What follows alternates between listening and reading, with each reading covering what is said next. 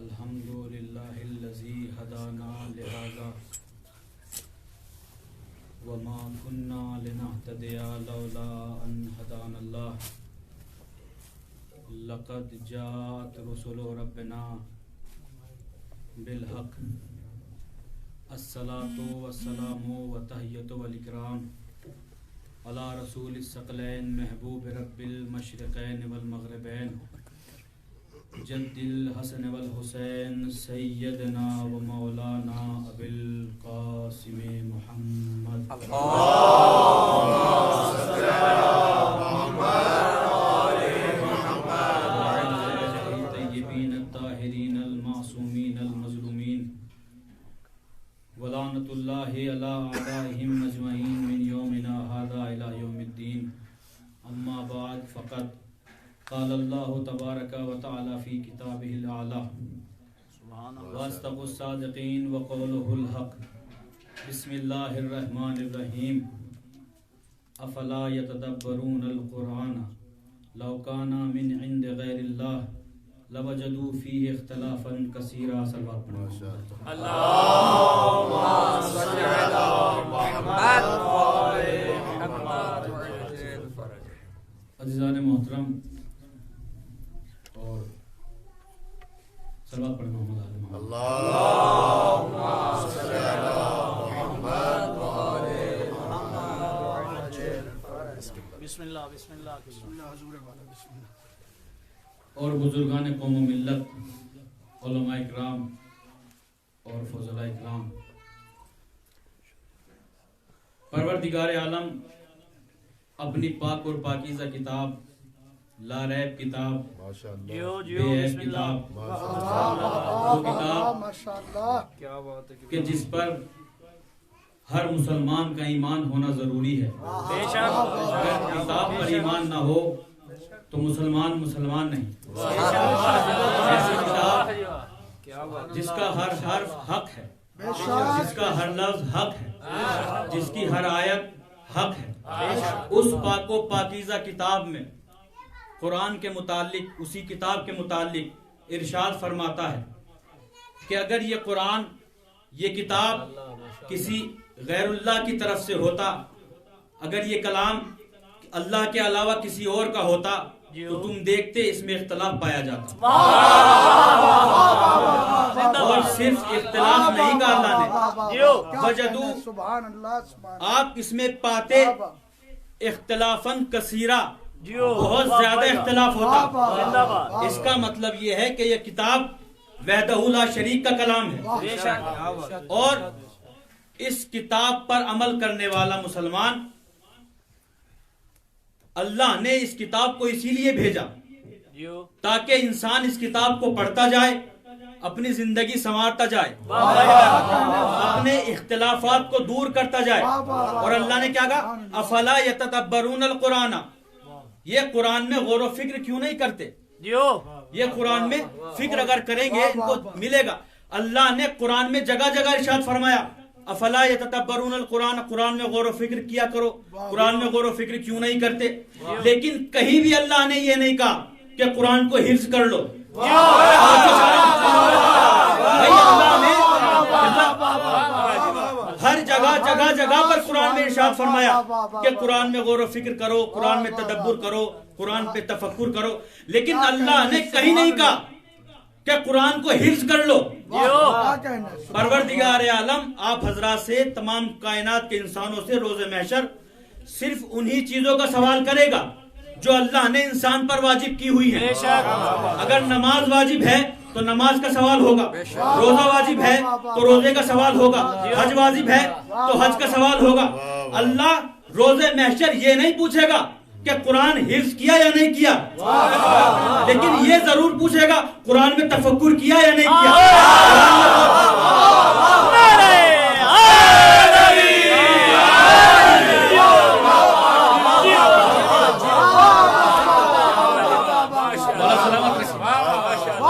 قرآن میں تفکر غور و فکر کیا یا نہیں کیا. البتہ حفظ کرنا بہت بڑی سعادت ہے، بہت بڑا کمال ہے. اور یہ حفظ کرنے کی عادت جو کہاں سے چلی ہے بتاؤں؟ ایک حدیث علماء نے لکھی کہ جو قرآن کو حفظ کر لے، جو قرآن کو حفظ کر لے، جو قرآن کو رٹ لے، وہ اتنا بڑا با اختیار ہوگا روز محشر کہ اپنی گزری ہوئی 7 نسلیں اور آنے والی 7 نسلیں جنت میں لے جا سکتا ہے۔ توجہ رکھیے گا، جو قرآن کو حفظ کر لے، جو قرآن کو رٹ لے، وہ اتنا بڑا با اختیار، وہ اتنا بڑا با کمال کہ روز محشر 7 آنے والی نسلیں، 7 گزری ہوئی نسلیں جنت میں لے جائے۔ بھائی توجہ چاہ رہا ہوں، ایک گناہگار انسان، نجاست کی حالت میں پیدا ہونے والا انسان، اگر اس قرآن کو رٹ لے، اس قرآن کو حفظ کر لے، تو اتنا با کمال، اتنا با اختیار کہ اپنی آنے والی 7 نسلیں، گزری ہوئی 7 نسلیں جنت میں لے جائے، اور جو رسول کے ہاتھوں پر توریت بھی سنائے۔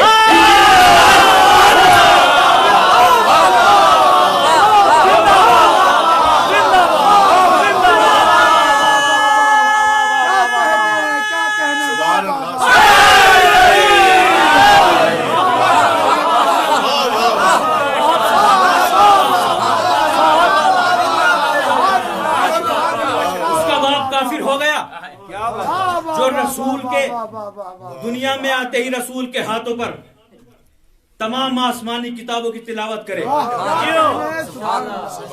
وہ اتنا بڑا کافر۔ قبلہ ہمارے استاد نے ایک جملہ کہا تھا کہ میں نے عالم تصور میں جناب ابو طالب سے پوچھا کہ یہ مسلمان آپ کو کافر کیوں کہتے ہیں؟ یہ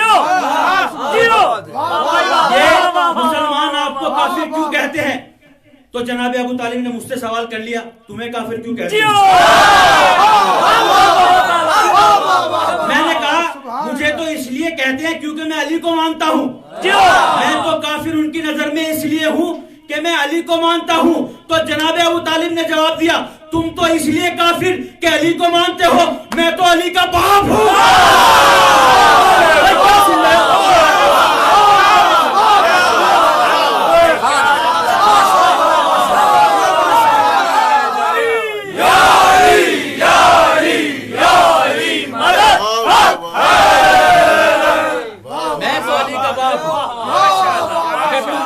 کی بنا پر کافر ہو تو علی تو میری گود میں پل کر پروان چڑھا ہے۔ تو پروردگار عالم نے قرآن مجید میں جگہ جگہ ارشاد فرمایا کہ اس قرآن مجید میں غور کیجئے، تفکر کیجئے، تدبر کیجئے، تاکہ انسان، یہ مسلمان، اپنے بیچ کا جو درمیان کا جو فاصلہ ہے، جو اختلاف ہے، اس کو دور کر سکے۔ قبلہ نیاز صاحب، تاکہ انسان اپنے دور کے اپنے فاصلے کو، اپنی دوریوں کو کم کر سکے اور اتحاد کے ساتھ رہ سکے۔ قرآن اتحاد کا پیغام دیتا ہے، قرآن کہہ رہا ہے کہ اتحاد سے رہیے، لیکن معاشرے کو آپ دیکھیے کہ آج مسلمانوں میں اتحاد تو ہونے کی بات بہت دور، اختلاف اتنا بڑھ گیا کہ مسلمان کو مارنے کے لیے تیار ہے، اور دلیل بھی اسی قرآن سے لے کر آتا ہے، قتل کرنے کے لیے تیار ہے۔ تو کیا یہ قرآن کی خطا ہے؟ کیا قرآن کی وجہ سے مسلمانوں میں اختلاف ہو رہا ہے؟ کہا نہیں، قرآن کی وجہ سے اختلاف نہیں ہے۔ صلوات پڑھیں محمد آل محمد۔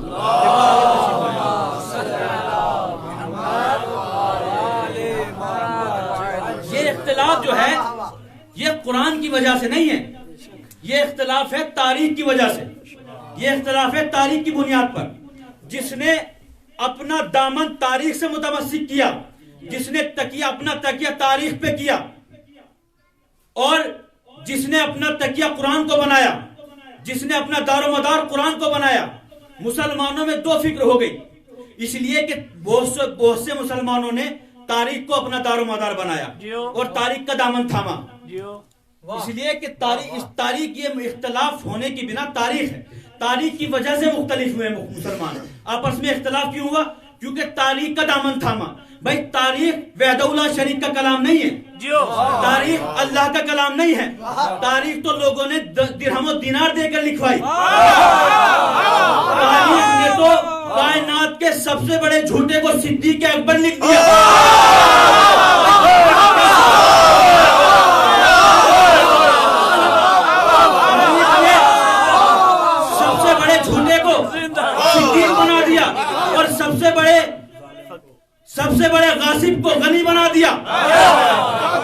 تاریخ ہے تو تاریخ کا دامن جس نے تھاما وہ اس کے درمیان فاصلہ ہو گیا. لیکن اب یہاں سے دو فکریں چلی, ایک فکر قرآن والی, ایک فکر تاریخ والی. جس نے تاریخ کا دامن تھاما ان کی فکر الگ, جس نے قرآن کا دامن تھاما اس کی فکر الگ, جس نے تاریخ پڑھ کر قرآن کو سمجھا اس کی فکر الگ ہوئی, جس نے قرآن پڑھ کر تاریخ کو سمجھا اس کی فکر الگ. توجہ رکھیے گا, کہیں کسی نتیجے پر لے جانا چاہ رہا ہوں. جس نے تاریخ پڑھ کر قرآن کو سمجھا اس کی فکر الگ, جس نے قرآن پڑھ کر پھر تاریخ کو پڑھا اس کی فکر الگ. ایک مثال دے دوں, جو پہلے تاریخ پڑھتا ہے اور بعد میں قرآن سمجھتا ہے وہ یہ کہتا ہے کہ جب تمام صحابہ کی اولاد نے یزید کی بیعت کر لی تھی تو امام حسین نے کیوں نہ کی. جو تاریخ پڑھتا ہے اور قرآن بعد میں پڑھتا ہے وہ یہ کہتا ہے کہ جب تمام صحابہ کی اولاد نے یزید کی بیعت کر لی تھی تو امام حسین نے کیوں نہ کی. لیکن جو پہلے قرآن پڑھتا ہے بعد میں تاریخ پڑھتا ہے وہ یہ کہتا ہے کہ جب امام حسین نے یزید کی بیعت نہ کی تو صحابہ کی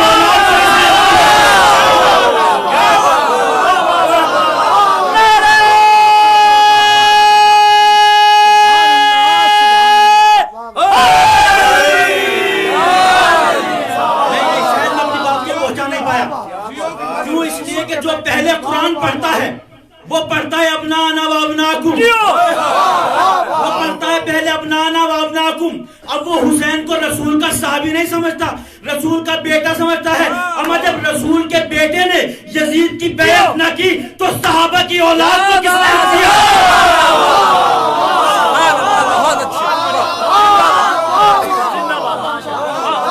صلوات پڑھیں محمد آل محمد.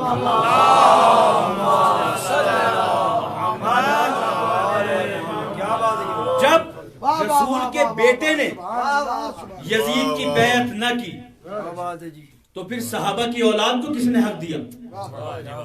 یہ تاریخ اور قرآن, تاریخ کا دامن جس نے تھاما وہ قاتل حسین بنا, قرآن کا دامن جس نے تھاما وہ ناصر حسین بنا. جس نے قرآن کا دامن تھاما, جس نے صرف تاریخ پہ تکیہ کیا وہ قاتل حسین بنا, جس نے قرآن پہ تکیہ کیا وہ ناصر حسین بنا. ورنہ کربلا کے میدان میں دونوں لشکر تھے اور دونوں مسلمان کہلاتے تھے. بھائی ادھر بھی نماز پڑھنے والے تھے, ادھر بھی نماز پڑھنے والے تھے, لیکن یزیدی لشکر نے امام کے پیچھے نماز نہیں پڑھی. بھائی تاریخ نے 6,000 سے لے کے 30,000 سے لے کے 9 لاکھ تک تعداد لکھی ہے یزیدی لشکر کی, اور امام حسین کے لشکر کی تعداد 72 افراد. جب نماز ظہر کا وقت ہوا کربلا کے میدان میں تو یزیدی لشکر نے امام کے پیچھے نماز نہیں پڑھی بلکہ عمر صاحب کے پیچھے نماز پڑھی. 30,000 کا مان لیجئے, 30,000 کے لشکر نے امام کو چھوڑ کر نماز پڑھی. توجہ رکھیے گا, 30,000 کے لشکر نے امام کو چھوڑ کر نماز پڑھی تو تاریخ نے یزیدی لکھا, قاتل حسین لکھا, یزیدی لکھا. جس نے امام کو چھوڑ کے نماز پڑھی اس کو یہ تاریخ نے یزیدی لکھا. جبکہ نماز میں قرآن ان کی بھی پڑھا جا رہا تھا, نماز میں قرآن ان کی بھی پڑھا جا رہا تھا, نماز میں اللہ کی وحدانیت کی گواہی ادھر بھی دی جا رہی تھی, ادھر بھی دی جا رہی تھی, رسول کی گواہی ادھر بھی دی جا رہی تھی, رسول کی گواہی ادھر بھی دی جا رہی تھی, قرآن ادھر بھی پڑھا جا رہا تھا, قرآن ادھر بھی پڑھا جا رہا تھا. سجدے ادھر بھی تھے, سجدے ادھر بھی تھے, رکوع ادھر بھی تھے, رکوع ادھر بھی تھے, تشہد ادھر بھی تھے, تشہد ادھر بھی تھے, سلام ادھر بھی تھا, سلام ادھر بھی تھا. لیکن جس نے امام کو چھوڑ کر نماز پڑھی تاریخ نے اسے یزیدی لکھا. اس منبر کے حق کی قسم 1400 سال سے آج تک ہم یہی تو سمجھاتے آ رہے ہیں, جو انہیں چھوڑ کے نماز پڑھے وہ یزیدی ہوتا ہے, صحابی نہیں ہوتا.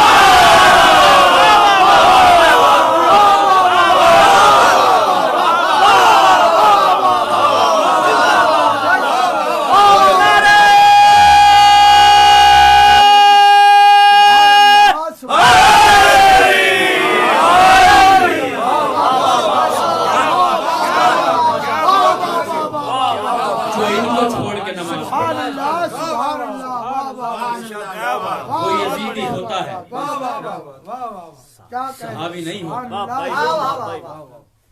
یہ تاریخ اور قرآن کی بنیاد ہے.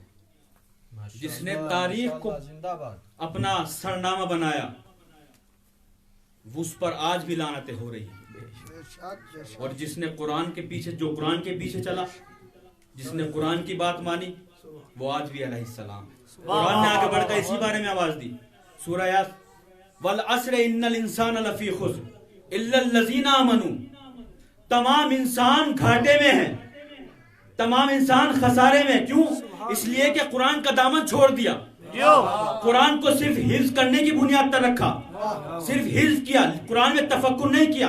اسی لیے قرآن نے کہا مجھے زمانے کی قسم تمام انسان گھاٹے میں ہیں, تمام انسان خسارے میں ہیں.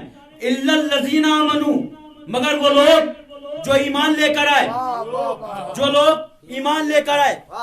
اگر اللہ قرآن میں قسم کھا کے کہہ رہا ہے والعصر, مجھے زمانے کی قسم, اگر یہ عصری پہ بحث کی جائے تو مجھ جیسے طالب علم کے لیے کم سے کم ایک مجلس چاہیے کہ عصر کو بیان کرو کیا ہے.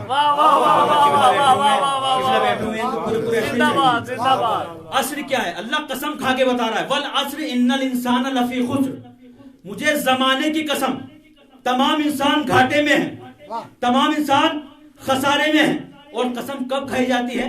آپ اپنے معاشرے میں دیکھیے, قسم کھائی جاتی ہے جب کسی کو اپنی بات کا یقین دلانا ہو. بھائی میں نے آ کے کوئی قبلہ نیاز صاحب کو کہا کہ بھائی ایسا ایسا واقعہ ہوا ہے, ان کو یقین نہ آیا, البتہ ان کو یقین ہوگا لیکن مثال کے طور پر, تو یہ کہیں گے مولانا پہلے قسم کھا کے بتائیے اللہ کی قسم.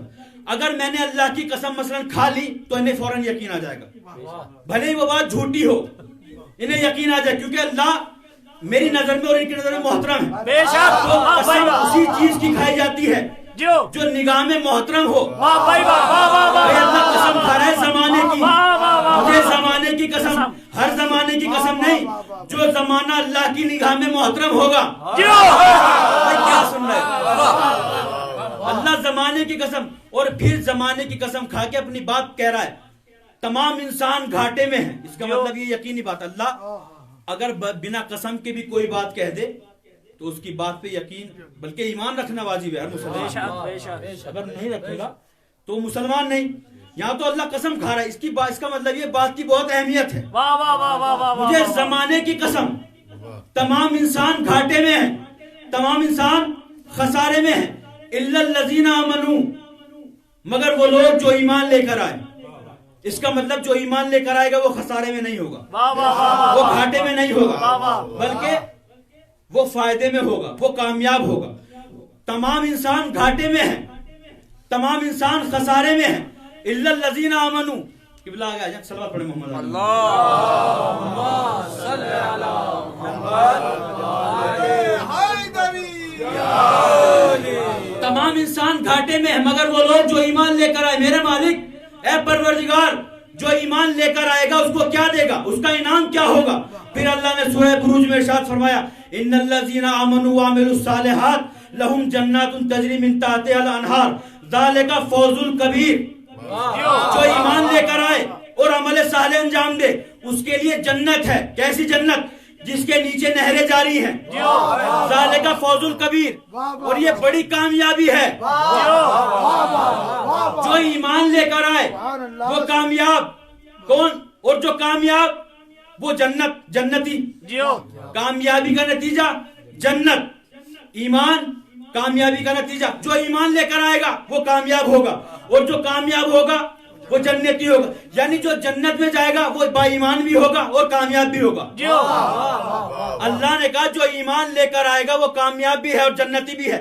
لیکن پروردگار عالم نے یہ نہیں بتایا ایمان کس چیز پہ لانا ہے. اللہ نے کہا جو ایمان لے کر آئے عمل صالح انجام دے وہ جنتی, دونوں آیت کے مطابق.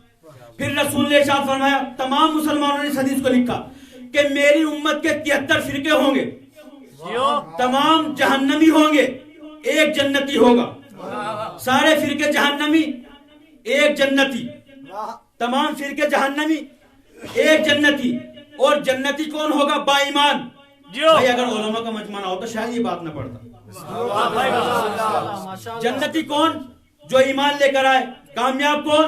جو ایمان لے کر آئے، جو ایمان لے کر آئے وہی جنتی. بچے کو بدل کر کہا جائے جو ایمان لے کر آئے وہی جنتی.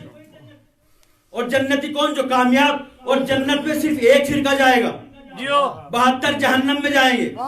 جنت میں ایک ہی فرقہ جائے گا جس کا ایمان ہوگا. میرے مالک ایمان کس چیز پہ لانا ہے؟ تو نے یہ نہیں بتایا. ہم تو یہ سمجھ رہے تھے شاید اللہ اپنی بات کر رہا ہو کہ جو اللہ پہ ایمان رکھے وہ جنتی، لیکن پھر رسول کی حدیث نے دامن تھام لیا. نہیں، میری امت کے 73 فرقے، ایک فرقہ جنتی، 72 جہنمی. اس کا مطلب اللہ پہ ایمان کی بات نہیں ہوئی. کیوں؟ اس لیے کہ اللہ پہ 73 کے 73 فرقے ایمان رکھتے ہیں. اللہ پر 73 کے 73 فرقوں کا ایمان.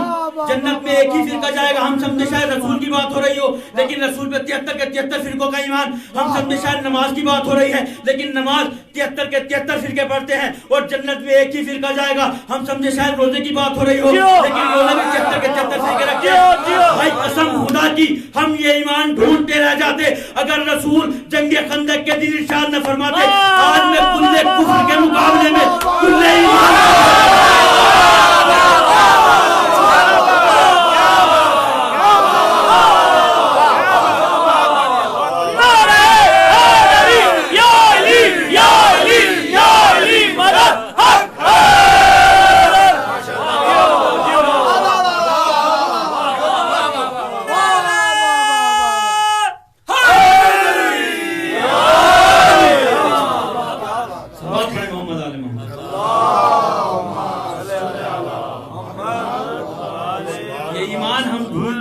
اگر رسول جنگ خندق میں ارشاد نہ فرماتے کہ میں آج کل کفر کے مقابلے میں کل ایمان کو. اور یہ ایمان مولا کائنات علی ابن ابی طالب علیہ السلام کی ذات. اور یہ پروردگار کا لاکھ لاکھ شکر ہے کہ ہم نے علی کے دامن کو تھام لیا. یا لفظوں کو بدلوں، ہم نے اب قرآن کے دامن کو تھام لیا. پہلے ہم نے قرآن کو تھاما، پھر تاریخ کو دیکھا. جو تاریخ کا دامن تھامتے رہے اور قرآن کو چھوڑتے رہے، ان کا نتیجہ یہ ہوا کہ انہوں نے اللہ کو بھی جہنم میں ڈال دیا. لیکن الحمدللہ ہم نے قرآن کا دامن تھاما، ہم نے علی کا دامن تھاما. علی بھی قرآن ناطق ہیں ہم نے. اور یہ بتانے کی بھی ضرورت نہیں ہے کسی کو کہ ہم علی والے ہیں، علی والے ہیں، اس لیے کہ علی سب جانتے ہیں.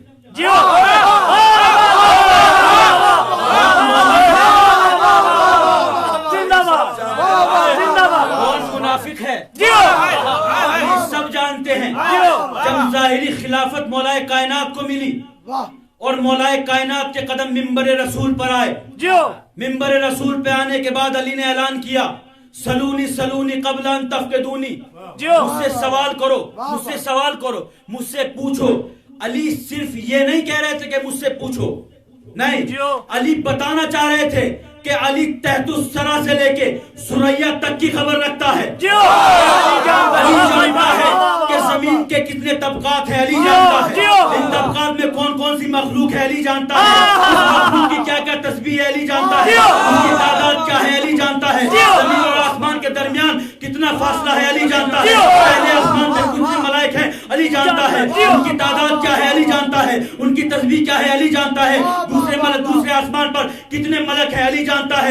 علی کو معلوم ہے کہ اس زمین پر کتنے درخت ہیں، علی جانتا ہے ان درخت میں کتنے پھل ہیں، علی جانتا ہے ان پھلوں کی مٹھاس کیا ہے، علی جانتا ہے کتنے پھول ہیں، علی جانتا ہے کتنے پھل ہیں، علی جانتا ہے اس زمین کے کتنے ذرات ہیں، علی جانتا ہے اس زمین پر سمندر میں کتنا پانی ہے اس کا وزن علی جانتا ہے،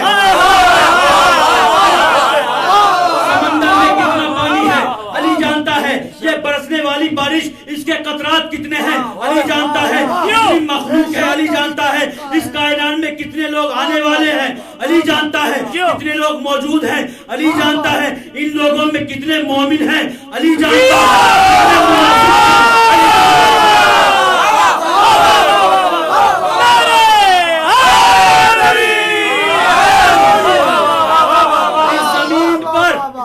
کتنے لوگ ہیں علی جانتا ہے، کتنے منافق ہیں علی جانتا ہے، کتنے مومن ہیں علی جانتا ہے. جملہ سنیے گا، علی جانتا ہے قیامت تک آنے والے انسانوں کے نام علی جانتا ہے.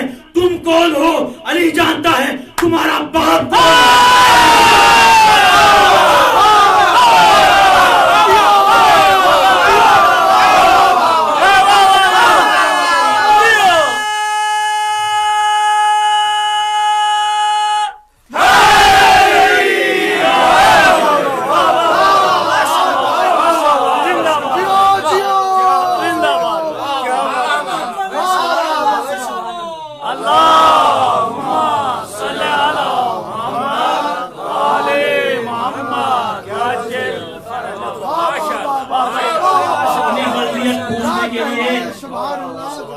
اپنی ماں کو زحمت نہ دیا کرو. علی جانتا ہے تمہارا علی ممبر سلونی سے صرف یہ نہیں کہہ رہے تھے کہ جو مجھ سے پوچھنا ہے پوچھ. نہیں، علی بتا رہے تھے کہ کائنات میں ہر شے کا علم علی کو ہے. کائنات میں جو جو چیز ہے اس کا علم علی کو ہے. قیامت تک آنے والی نسلوں کو علی جانتا ہے. اور صرف علی کیوں، جب علی کی تلوار 70 نسلوں کو بھانپ لیتی ہے تو علی کی بات ہی دور. یہ علی کا علم ہے کہ جو پوری کائنات کا عالم، جو اس کائنات کے ہر ذرے کا علم رکھتا ہے. کائنات میں کتنے لوگ آنے والے ہیں، کتنے لوگ جانے والے ہیں، کتنے لوگ چلے گئے اور کتنے لوگ آئیں گے. علی، اور صرف علی ہی نہیں، اس خاندان کا ہر انسان، ہر فرد علی ہے اور ہر فرد عالم ہے. یہ تو لوگوں کی بدبختی ہے کہ لوگ علی کو پہچان نہ پائیں. یہ تو مسلمانوں کی بدقسمتی ہے کہ انہوں نے اس گھرانے کا احترام نہ سمجھا. یہ کہ اس گھرانے کو جتنی فضیلت اللہ نے دی ہے، اگر لوگ پوری زندگی صرف سجدے میں پڑے رہیں اور شکر خدا یہ کرتے رہیں کہ اہل بیت کو اس نے ہماری ہدایت کے لیے بھیجا، تو زندگی کم ہو جائے گی لیکن شکر ادا نہ.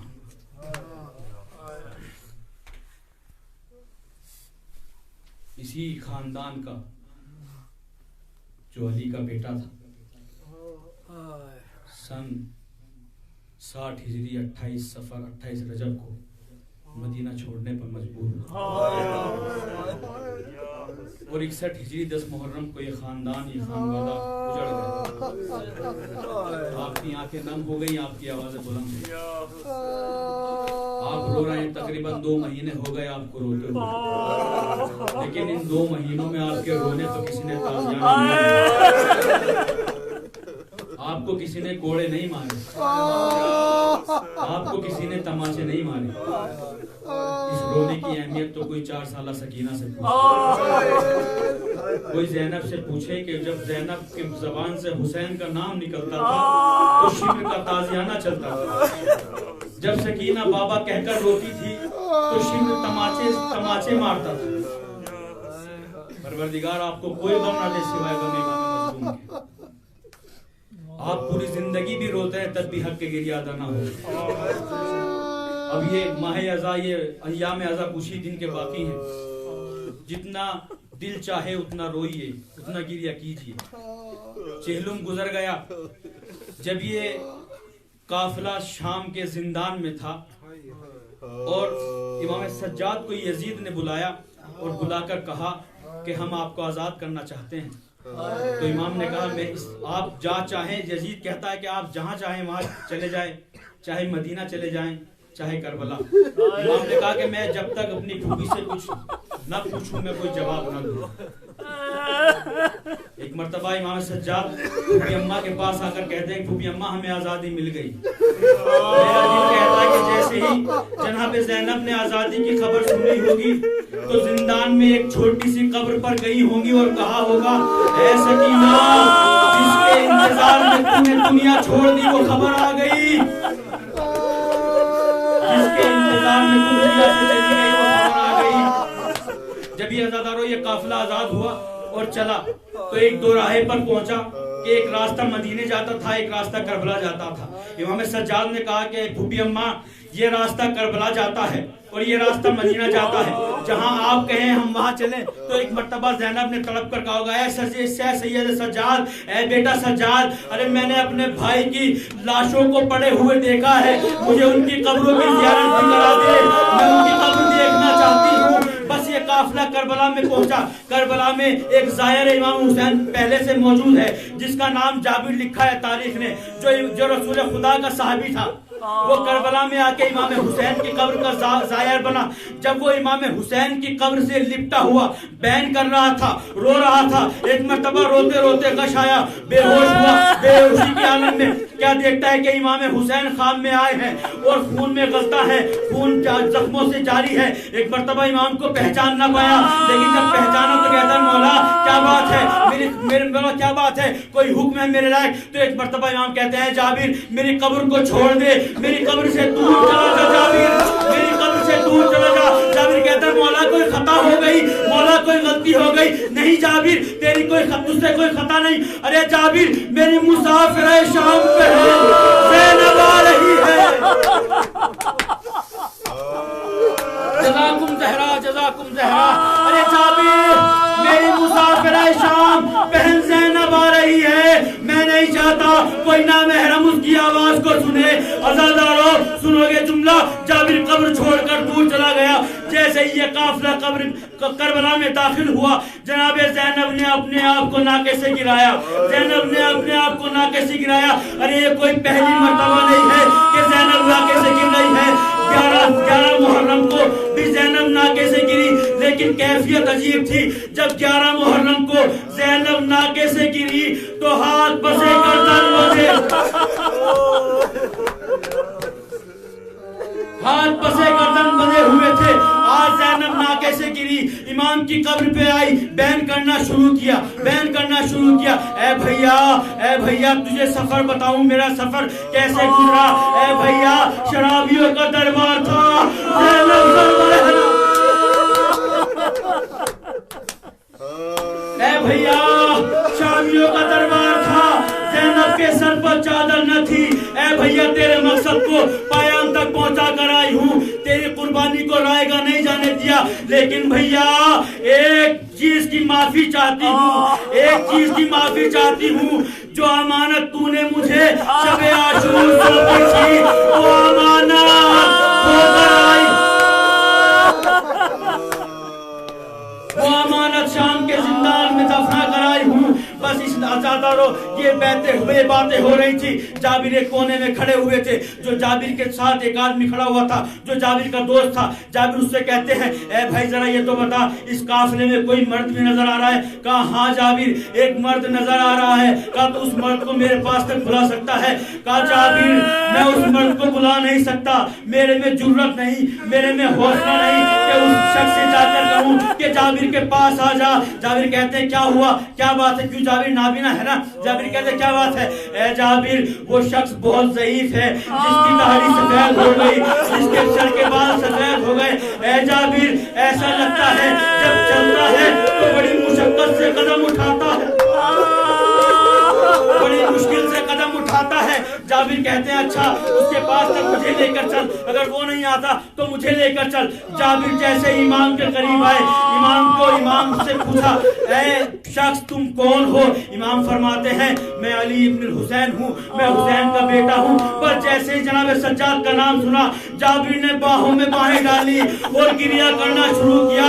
ایک مرتبہ سید سجاد نے کہا اے چچا جابر ذرا آہستہ، میرے گلے کا زخم بھی میرا گلے کا زخم بھی بڑا نہیں. اے سید سجاد، اے بیٹا تم تو 24 سال کے جوان ہو، یہ ضعیفی کیسے آئی، یہ بڑھاپا کیسے آیا. اے چچا جابر مت پوچھئے، بس امام نے ایک جملہ کہا جناب جابر سے اے چچا جابر الشام الشام الشام. اے چچا مجھے شام نے ضعیف کر دیا، مجھے شام نے برا کر دیا. شرابیوں کا دربار میری پھوپھی سر کھلے، شامیوں کے دربار.